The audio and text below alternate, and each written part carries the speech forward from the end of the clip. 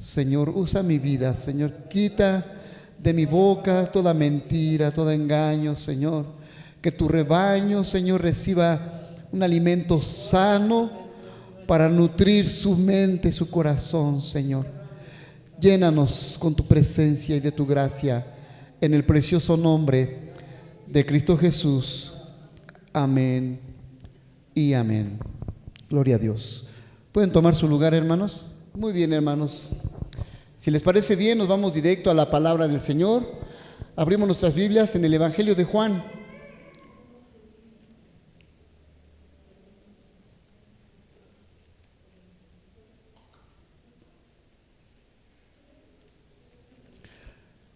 Evangelio de Juan, capítulo 4. Gloria a Dios.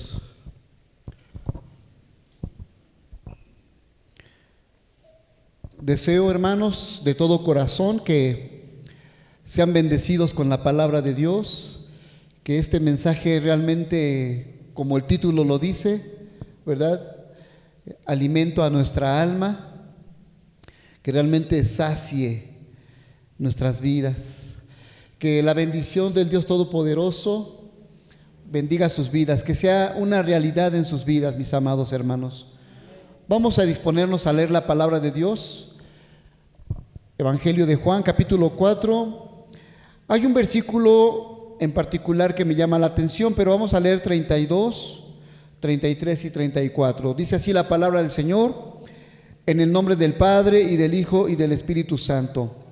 Él les dijo: yo tengo una comida que comer, que vosotros no sabéis. Entonces los discípulos decían unos a otros: ¿le habrá traído alguien de comer? Jesús les dijo: mi comida es que haga la voluntad del que me envió y que acabe su obra. Amén. ¿Por qué aquí los discípulos preguntaban: ¿le habrá traído alguien de comer? Porque precisamente si ustedes leen la historia desde el versículo 1 en adelante, se van a dar cuenta de lo que estaba pasando. El Señor Jesús tiene un encuentro con una mujer samaritana. Aquí nos damos cuenta en la lectura de la palabra de Dios que esta mujer se asombra porque Jesús le expresa, ¿verdad?, una palabra, se acerca a ella y dice la palabra de Dios, ¿verdad?, que cómo era posible que Jesús se acercara a ella si entre judíos y samaritanos no se tratan entre sí. Eso usted lo puede comprobar en el versículo 9. Entonces nosotros vemos que Jesús pasa por Samaria, pero en lo que Jesús pasaba por Samaria, los discípulos se apartan para ir a hacer una compra, ir a comprar para comer. Por eso cuando regresan, él, ¿verdad?, ve que les dice: yo tengo una comida que comer que vosotros no sabéis.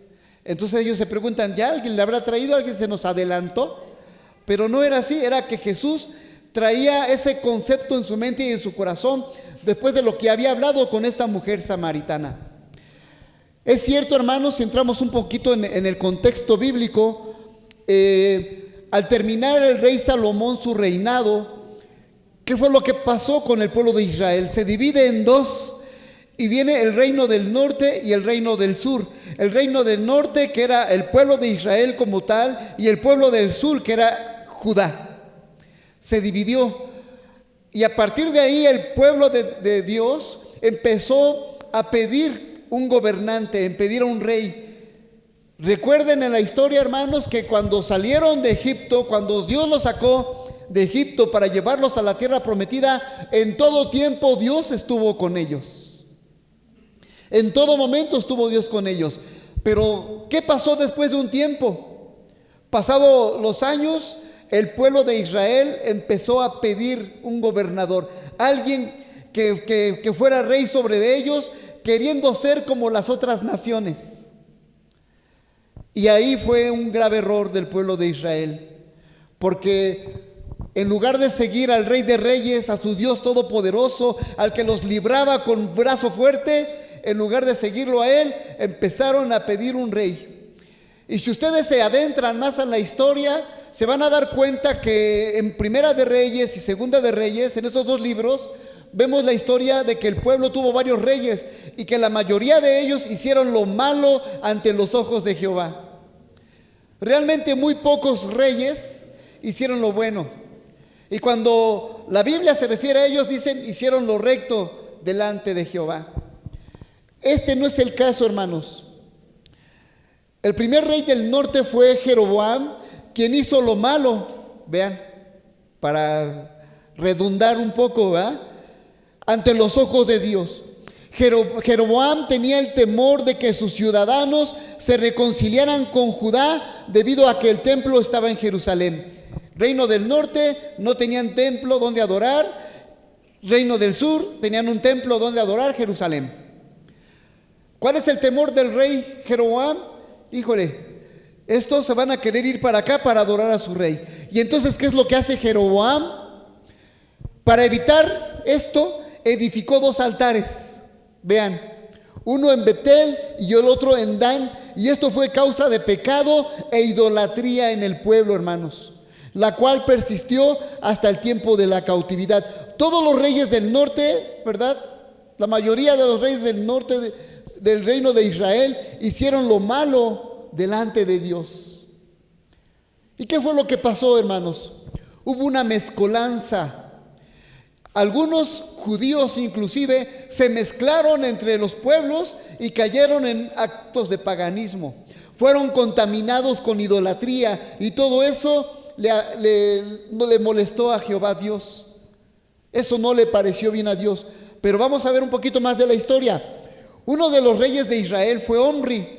Ya leímos de Jeroboam, que fue del rey del norte, pero de los reyes, uno de los reyes fue Omri. Se dice de él, ¿verdad?, como dice la palabra, usted lo puede comprobar en el primer libro de Reyes, capítulo 16, versículo 25. Omri hizo lo malo ante los ojos de Jehová e hizo peor que todos los que habían reinado antes de él. Eso lo dice la Escritura. Hizo peor que todos los que habían reinado antes de él.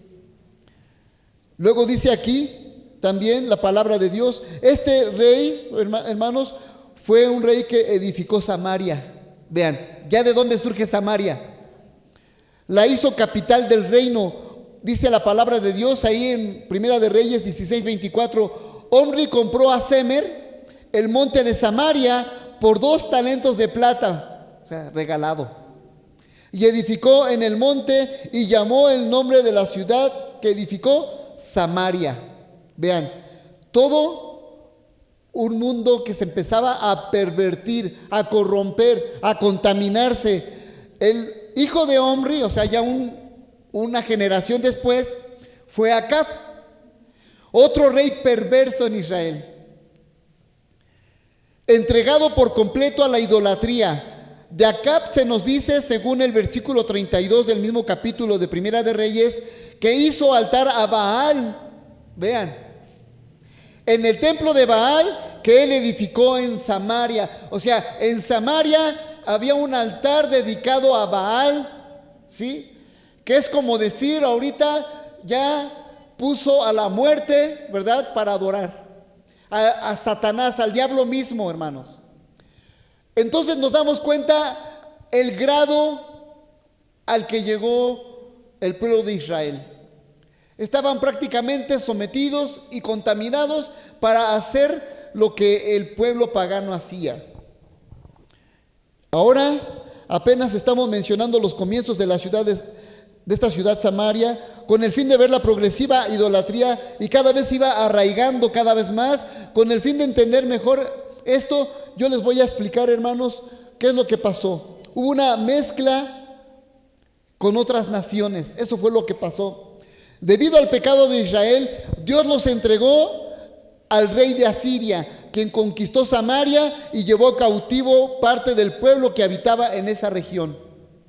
Luego de llevar cautivo al pueblo, aparte del pueblo, el rey de Asiria trajo gente de Babilonia, de Cuta, de Aba, de Hamat y de Sebarbaim, y les puso en las ciudades de Samaria en lugar de los hijos de Israel. Esto lo vemos en el capítulo 24, en el versículo 24 del capítulo 17 de Segunda de Reyes. Estas personas no eran del pueblo de Israel, hermanos, y tampoco conocían, ni siquiera respetaban a Dios. Vean a qué grado se fue contaminando todo esto, hermanos. El declive espiritual, ¿qué es un declive? Una bajada, ¿verdad? El declive espiritual del pueblo de Israel hizo que estas naciones hicieran que la idolatría aumentara.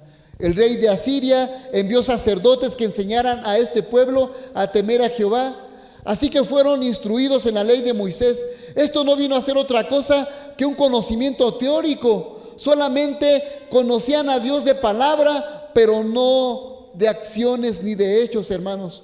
Nunca hubo en ellos una verdadera conversión. No hubo un verdadero arrepentimiento en sus corazones. Y eso, si ustedes lo aplican al día de hoy, es lo que pasa. ¿A cuántos de los que conocemos en nuestra familia, seres queridos, llámese papá, mamá, tíos, tías, hermanos, ¿verdad? Nos hemos acercado para compartirles la palabra de Dios, nos hemos acercado para predicarles a Cristo. ¿Y qué es lo que ha pasado? No todos se acercan al Señor, no todos obedecen a la voz de Dios. Eso es lo que está pasando. Mas sin embargo, ahorita en estos últimos tiempos seguimos viendo una mezcolanza similar, porque aún la iglesia tradicional, aún otras congregaciones y denominaciones hacen sus cultos a la manera de un culto cristiano, como lo llevamos nosotros. Ya han metido cantos de alabanza, han metido el tipo de liturgia que nosotros llevamos a sus cultos, pero aún así siguen cayendo en el error, porque mientras no prediquen la palabra de Dios, que es esta, estarán en un error, en un grave error. Entonces, hermanos, nosotros vemos cómo les hemos compartido, pero a veces la gente escucha, sienten muy bonito en su corazón que les predicas, que les compartes. Inclusive cierran sus ojos para que oren por ellos. Inclusive aceptan a Jesús como su Señor y Salvador de sus vidas. Pero cuando vemos después de unos días, no hay una verdadera conversión, no hay un genuino arrepentimiento. Y eso es lo que también pasó en el pueblo de Israel. Estaban cayendo, estaban siendo sumergidos en una declive espiritual que los estaba llevando al acabose de sus vidas, hermanos. En el libro de Segunda de Reyes, capítulo 17, versículo 41, dice así: así temieron a Jehová aquellas gentes, y al mismo tiempo sirvieron a sus ídolos. Y también sus hijos y sus nietos, según como hicieron sus padres, así hacen hasta hoy. La palabra de Dios lo dice, hermanos. Entonces nos damos cuenta cómo esa mezcolanza con tantas naciones, como les acabo de describir, provocó que el pueblo de Israel llegara a un punto de contaminación fatal, diría yo. Ahora sí, esto fue un contexto, una introducción de lo que Dios quiere hablar a nuestras vidas en esta noche, hermanos. Aquí en Juan capítulo 4 nosotros vemos lo que dice Jesús, ¿verdad? Él les dijo: yo tengo una comida que comer que vosotros no sabéis. Mi comida, versículo 34 dice: mi comida es que haga, ¿qué dice, hermanos? La voluntad del que me envió y que acabe su obra. Eso es lo que Dios, ¿verdad?, ha de poner en nuestros corazones también. Que tú y yo, que cada uno de los que estamos aquí, hermanos, tomemos esa decisión. Que realmente decidamos comer, alimentarnos, saciar nuestra mente, nuestro corazón, nuestra alma de Cristo Jesús, de su palabra. Voy a hacer una gráfica.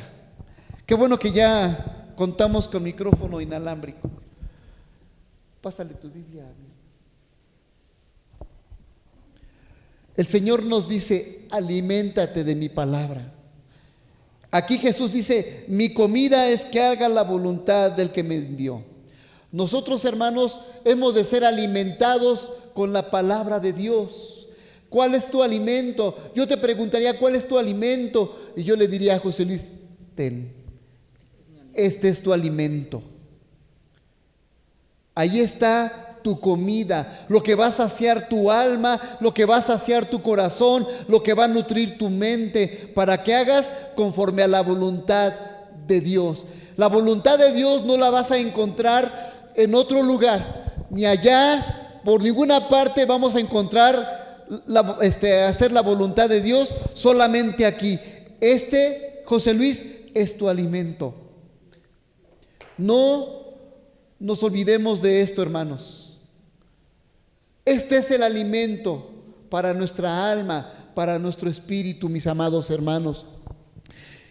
Ahora vean, esto lo dijo Jesús.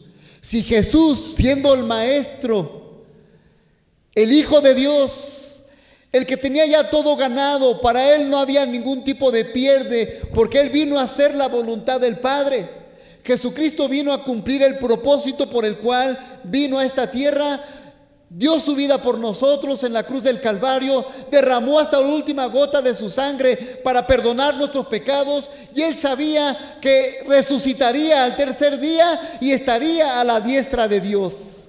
Él ya lo sabía todo, así como lo sabía, ¿verdad?, de la vida de la mujer samaritana. Si ustedes leen un poquito de esos versículos, se da cuenta la mujer samaritana de que Jesús la conocía muy bien, que inclusive le hace una pregunta: ¿eres tú profeta? Bien has dicho, mujer, que el hombre con el que estás no es tu marido, porque 5 maridos has tenido, ¿verdad? Y ahora con el que vives no es tu marido. Ella fue mayor su asombro. Al principio se asombró porque se le acercó Jesús, siendo judío, con una samaritana. Si los judíos no se tratan entre sí, pero mayor fue el asombro de esta mujer cuando Jesús le descubrió todo su pecado anterior. Entonces ella, en ese asombro, va corriendo, como lo dice la Escritura, ¿verdad? Si usted le echa una leidita, fue corriendo con sus conciudadanos y les dijo: yo estoy segura que a ese hombre que me habló, que me descubrió tal cual soy, es el Mesías, el Hijo de Dios. Vamos a verlo. Y dice la palabra, y que fueron todos a verlo. Ese es el corazón que espera Dios de ti, de mí, que vayamos en su busca, porque Dios conoce todo de nosotros. Nadie de los que estamos aquí nos escapamos de que Dios nos conozca tal y cual somos.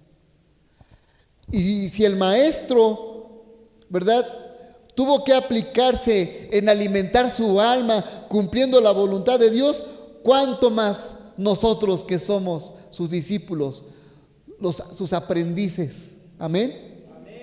Ahora, ¿cuál es la esencia? ¿Cuál es la esencia de la voluntad de Dios?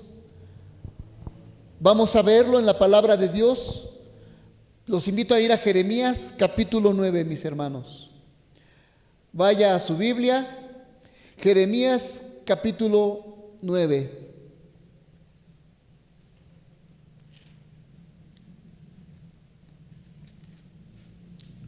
Amén, gloria a Dios. Jeremías capítulo 9, versículo 24.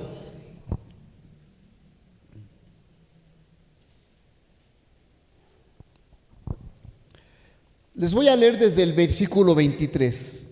Dice así la palabra del Señor: así dijo Jehová: no se alabe el sabio en su sabiduría, ni en su valentía se alabe el valiente, ni el rico se alabe en sus riquezas, mas alábese en esto el que se hubiere de alabar, en entenderme y conocerme, que yo soy Jehová, que hago misericordia, juicio y justicia en la tierra, porque estas cosas quiero. ¿Quién lo dice? Jehová. Amén, aleluya. Ahora, vámonos por partes. Como dijera Jack el Destripador, ¿verdad? Vámonos por partes. En el versículo encontramos, versículo 24, entenderme y conocerme. Eso lo dice Dios, ¿verdad? Si alguien se ha de alabar, que se alabe en entenderme y conocerme. Vean qué sencillo es Dios pero también a veces qué tan complicado puede ser para nosotros, porque para conocer a Dios y para entender a Dios se requiere de mucho. Se requiere de mucha iniciativa, se requiere de mucha participación, se requiere de entusiasmo para acercarnos a la palabra de Dios, que es nuestro alimento para nuestra alma, hermanos. Y como lo podemos ver aquí, es una metáfora. Decir, cuando decimos hablando de comer, es leerla. Sí, metafóricamente aquí decimos, bueno, come, aliméntate de la palabra, es una metáfora, pero es leerla, ingerirla, estudiarla, reflexionar en ella, mis hermanos. Eso es lo que Dios quiere de nosotros. Procesar este alimento, ingerirlo, asimilarlo, es el equivalente a absorber los nutrientes de la palabra. Cuando yo no solamente me quedo con la lectura, porque yo puedo decir, híjole, ya se me hizo tarde, ya me voy a trabajar, espérame, se me olvidaba. Dice el pastor que leamos la Biblia, ¿verdad? Mas alabes en esto el que hubiese de alabar, en entenderme y conocerme, que yo soy Jehová, que hago misericordia, juicio y justicia en la tierra, porque estas cosas quiero, dice Jehová. Sale pues, vieja, ya me voy. Ya leí la Biblia. Se te queda algo, pero ¿realmente te está nutriendo? ¿Realmente te está saciando de ella? El Señor quiere que la escudriñes, que vayas más a fondo. A ver, me voy a hacer la pregunta, Señor, ¿en qué tengo que entenderte? ¿Qué cosas tengo que entender de ti? ¿Nada más que lea la palabra? ¿Que ore? ¿Que ayune? Pues eso sí lo entiendo. ¿Hay algo más, Señor? El Señor te va a responder, claro que hay mucho más. Y luego dice, y conocerme, que yo soy Jehová. Realmente, hermanos, si nosotros nos vamos a la profundidad de escudriñar la Escritura, que no nos quede algo así como superfluo, no me voy a conformar con esto, porque en entenderme y conocerme que yo soy Jehová, nos vamos a dar cuenta de que a veces esto nada más pasa por encimita, porque si yo conozco y entiendo quién es Jehová, me voy a dejar de preocupar, me voy a dejar de afligir, me voy a dejar de morder las uñas, me voy a dejar de molestar, porque ahorita más adelante vamos a hablar de eso. Si yo soy una persona que se molesta, que se aira tan fácilmente, que se enoja, que dice mentiras, que no cumple la palabra, entonces no conozco ni entiendo a Jehová. ¿Me explico? Ahora, quiero llevarlos a la palabra de Dios. No quite el dedo del renglón, póngale ahí un separador en Jeremías 9, porque vamos a regresar. Vamos ahora al Salmo 143.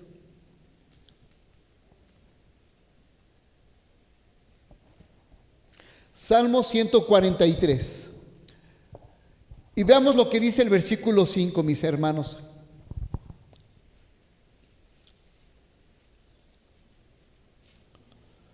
Salmo 143, versículo 5. ¿Ya estamos todos? Dice, me acordé de los días antiguos, meditaba en tus obras, reflexionaba en las obras de tus manos. Amén. Amén. Vean esos tres verbos, acordé, meditaba, reflexionaba. Todo eso, hermanos, hazte así, ¿no? Me acordé en tu mente, meditaba en todas tus obras, reflexionaba en la obra de tus manos. Empezamos por la mente. Tenemos que nutrir nuestra mente, precisamente para que suceda lo que leímos en Jeremías capítulo 9, versículo 24, ¿verdad? Que entenderme y conocerme, dice Jehová.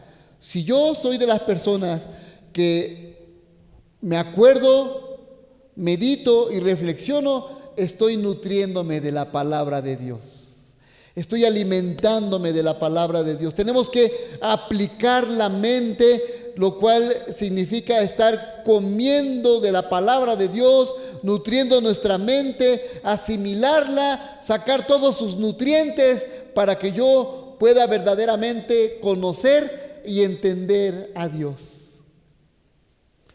Así pues, hermanos, la comida de la mente sería ese conocimiento de Dios presente en la palabra, en las sagradas escrituras, en los libros. Ahora vamos a otro ejemplo. Vámonos a Ezequiel capítulo 3. Ezequiel capítulo 3.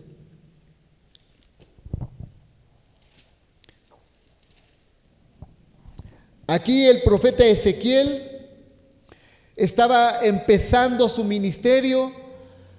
Yo quiero pensar que Ezequiel ni siquiera se imaginaba que iba a empezar a hablar de parte de Dios. Aleluya. ¿Ya estamos? Ezequiel capítulo 3, vamos al versículo 1. ¿Ya lo tenemos? Dice así la palabra del Señor. Me dijo, hijo de hombre, ¿qué dice, hermanos? Come lo que hayas, come este rollo y ve y habla a la casa de Israel. Eso se lo dijo Dios a Ezequiel. No era de manera literal, no que se empujara los rollos, ¿verdad?, de la palabra de Dios y se los comiera. De manera metafórica también, Dios le está diciendo a Ezequiel, come este rollo. ¿Qué le está diciendo? Aliméntate de mi palabra, estudia mi palabra, capacítate en mi palabra, porque me va a ser necesario que tú vayas y hables a la casa de Israel. Es lo que hace todo pastor, es lo que hace todo predicador. Todo aquel que se para aquí para predicar la palabra tiene que alimentarse de la palabra para poder tener algo que dar. Amén. Entonces, aquí nosotros vemos, hermanos, cómo Dios quiere que nosotros apliquemos alimentar nuestra mente. Segundo punto, ahí en el libro de Jeremías 24, si gusta regresarse, ahí donde le puso su separador. Jeremías capítulo 9, versículo 24, ahí usted va a leer que dice que hago misericordia, juicio y justicia. ¿Sí me siguió? Y estas son tres cosas que representan el amor de Dios en nuestras vidas, hermanos. Misericordia, juicio y justicia. Yo las encierro en una sola palabra que es amor. Así es como yo lo entiendo. Es la comida del corazón, es el amor de Dios a nuestras vidas. El alimento a nuestro corazón es el amor de Dios. Por eso yo lo encierro en una sola palabra.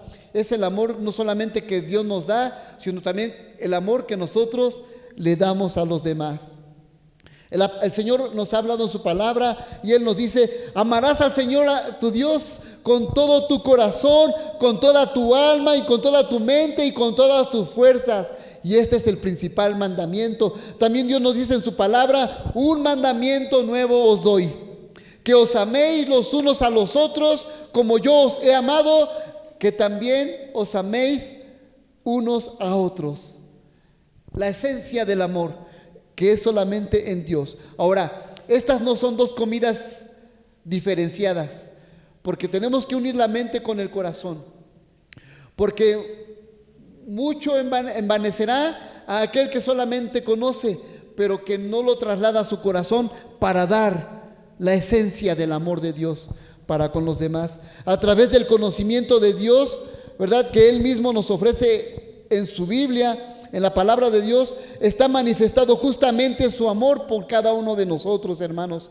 Así que para que realmente nosotros podamos comer, hay que hacerlo con la mente y con el corazón, para que haya una verdadera conversión. Porque muchas veces leemos, no mentirás, ¿verdad? No levantarás falso testimonio, no hurtarás, ¿verdad? Y todo lo que dice la palabra de Dios, pero lo tenemos aquí en la mente. Pero cuando lo trasladamos al corazón, entonces realmente lo llevamos por obra. Porque muchas veces lo podemos leer, muchas veces lo podemos conocer, pero si no lo trasladamos al corazón, bien fácil se nos va a hacer caer en pecado. Porque el corazón no nos va a detener. El amor de Dios no va a influir en nuestras vidas para que podamos realmente reflejar el carácter de Cristo hacia los demás. Aquí Jesús nos dio ejemplo y dice: yo tengo un mejor alimento que comer, que vosotros no sabéis. ¿Cuál era? El hacer la voluntad de mi Padre Celestial. Yo difícilmente voy a hacer la voluntad de mi Padre si lo que mucho que conozco no lo traslado a mi corazón para atesorarlo, y en ese amor de Cristo yo poder obedecer a mi Dios, ser obediente a su palabra. Y eso es para que nosotros lo podamos entender. Aplicar solo la mente puede dar un conocimiento, pero es necesario el corazón para entenderlo. Vean lo que dice Juan capítulo 12, versículo 40. Dice: y entiendan con el corazón y se conviertan y yo los sane. Juan 12, versículo 40. Porque también dice Daniel 10, versículo 12. Entonces me dijo: Daniel, no temas, porque desde el primer día que dispusiste tu corazón a entender y a humillarte en la presencia de tu Dios, fueron oídas tus palabras, y a causa de tus palabras yo he venido. Repito, Daniel capítulo 10, versículo 12.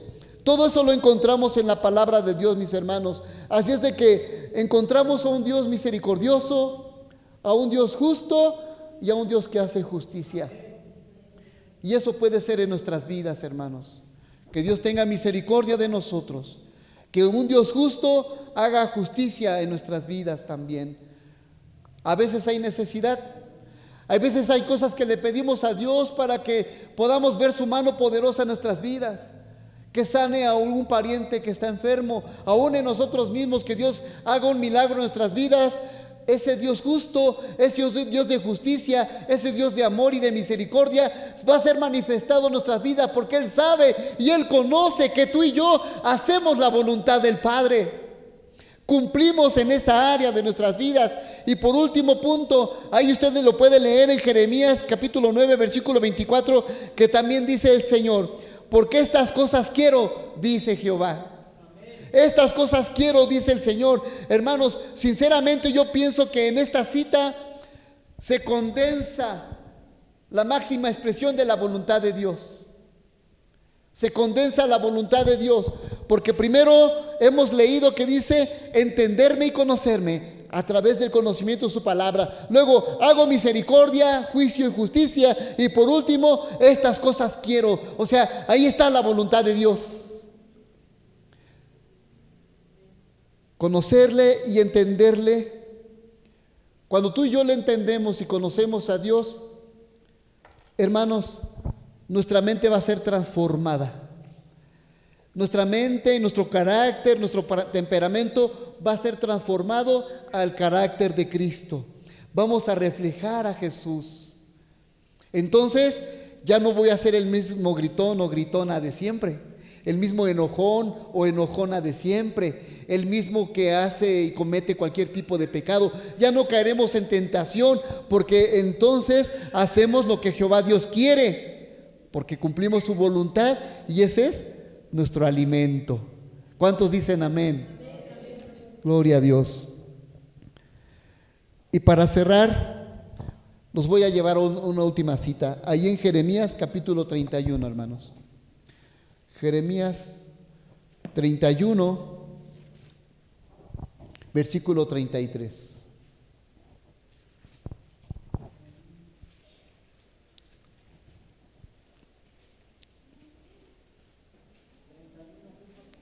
Versículo 33. Jeremías 31, versículo 33. Escuchen lo que dice la palabra de Dios. Síganme con su vista. Dice: pero este es el pacto que haré con la casa de Israel. Después de aquellos días, dice Jehová, daré mi ley en su mente. Escuchen, hermanos. Daré mi ley en su mente y la escribiré en su corazón, y yo seré a ellos por Dios y ellos me serán por pueblo. Aleluya. Es Dios el que hace todas las cosas. Es Dios el que mueve todo. Él es el que hará con su gran poder que quede sembrada su ley en nuestra mente, hermanos. Escribirá su palabra en nuestro corazón y Él será nuestro Dios. desde ahora y para siempre. Y nosotros seremos sus hijos desde ahora y para siempre. Solamente hagamos eso, mis amados hermanos. Entendamos y conozcamos el corazón de Dios. ¿Y cómo lo vamos a hacer? A través de leer su palabra. Hermanos, yo les invito, les animo a que no pase un día sin meditar un poco la palabra de Dios. No leer por leer, sino tratar de allí entender y conocer a Dios. Es palabra de Dios para nosotros hoy. Es palabra para que se quede sembrada en tu corazón. Palabra para que te la lleves y que quede grabada no solamente en tu mente, sino también en tu corazón y en tu alma. Para que sea Dios el que siga obrando en cada uno de nosotros, hermano. Si hoy tú te vas igual que llegaste, ora a Dios. Porque hoy estarás tomando la decisión de entender y conocer a Dios a través de su palabra. Hermanos, que la próxima vez que abras tu Biblia, la próxima vez que leas la palabra, no sea el próximo domingo, sino que sea mañana, el martes, el miércoles, el jueves, el viernes, todos los días de tu vida sea la palabra de Dios, para que sigamos reflejando a Cristo. Amén. Y la iglesia dice amén, aleluya. Vamos a ponernos de pie, mis amados hermanos. Vamos a ponernos de pie. Allí donde tú estás, levanta una oración a Dios. Y quizá también quieras hacer un compromiso con Dios en este momento, de decirle: Señor, yo quiero comer de ti, Señor, alimentarme, nutrirme de ti. Quiero conocerte, quiero entenderte, Señor. Que tu palabra alimente no solamente mi mente, sino que también alimente mi corazón, mi alma y todo mi ser, Señor. Levanta tu oración a Dios. Levanta tu oración al Señor. Dile: Padre bendito, en esta hora yo me rindo a ti, Señor. Entrego todo lo que soy a ti, Padre. Ayúdame, Espíritu Santo, Señor, anímame cada día. Espíritu de Dios, impúlsame cada día para leer tu palabra, para escudriñar las Escrituras, Señor, para entenderte, para conocerte, oh Cristo Jesús. Que mi vida sea transformada, que mi vida sea renovada, Señor. Que mi vida cada vez se parezca más a ti, Señor. Señor, te damos gracias por tu palabra. Gracias, Señor, por lo que tú haces y por lo que tú hablas a nosotros en esta hora, Padre. Señor, bendigo la vida de todo aquel que ha escuchado tu palabra en este momento, Padre. Te ruego, Señor, que esta palabra quede sembrada en cada uno de nuestros corazones. Que caiga en buena tierra, Señor, y que a su tiempo dé buen fruto, y que sea un fruto para vida eterna. Así lo creo en el precioso nombre de Cristo Jesús. Señor, gracias, Padre. Ayúdanos, Espíritu Santo. Consuélanos, Espíritu de Dios. Aviva el fuego de tu Santo Espíritu en cada uno de nosotros, Señor. Padre, impúlsanos, una vez más te lo pido, impúlsanos cada día para escudriñar tu palabra, Señor. Entenderte y conocerte, porque eso es lo que tú quieres, Señor. Ayúdanos, Espíritu Santo, a llevarlo a cabo en nuestras vidas.